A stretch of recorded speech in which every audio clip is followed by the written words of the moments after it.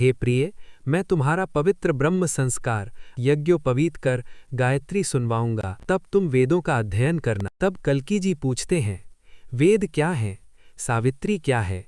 किस प्रकार के यज्ञोपवीत से संस्कारित होकर मनुष्य संसार में ब्राह्मण कहलाता है?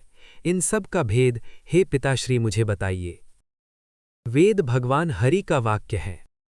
सावित्री वेद माता के नाम से प्रतिष्ठित है। 3 गुणों वाले 3 सूत्रों का यज्ञोपवीत धारण करने से मनुष्य ब्राह्मण कहलाता है।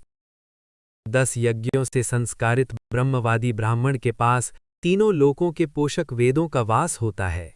भक्तिपूर्वक वैदिक तांत्रिक विधि से संपन्न यज्ञ, तप, स्वाध्याय और संयम से ही भगवान प्रसन्न होते हैं। अतः मैं चाहता हूं कि किसी शुभ दिन ब्राह्मणों द्वारा बंधुजनों के मध्य विधि विधान से तुम्हारा उपनयन संस्कार करूं। वह द्विज कहाँ है जो संपूर्ण जगत का उद्धार करता है और सतमार्ग पर चलकर भगवान को प्रसन्न करते हुए तीनों लोकों के मनोरथ पूर्ण करता है? पिताश्री ने उत्तर दिया, बलवान कली के अत्याचार से पीड़ित होकर वे प्रायः दूसरे देशों को चले गए हैं। जो थोड़े से तपस्वी ब्राह्मण कलयुग में रह गए हैं, वे धर्महीन, क्रियाहीन, काम वासना और पेट के गुलाम बन गए हैं। इस युग में ब्राह्मण अपनी रक्षा करने में असमर्थ होकर शूद्रों की सेवा करने लगे हैं।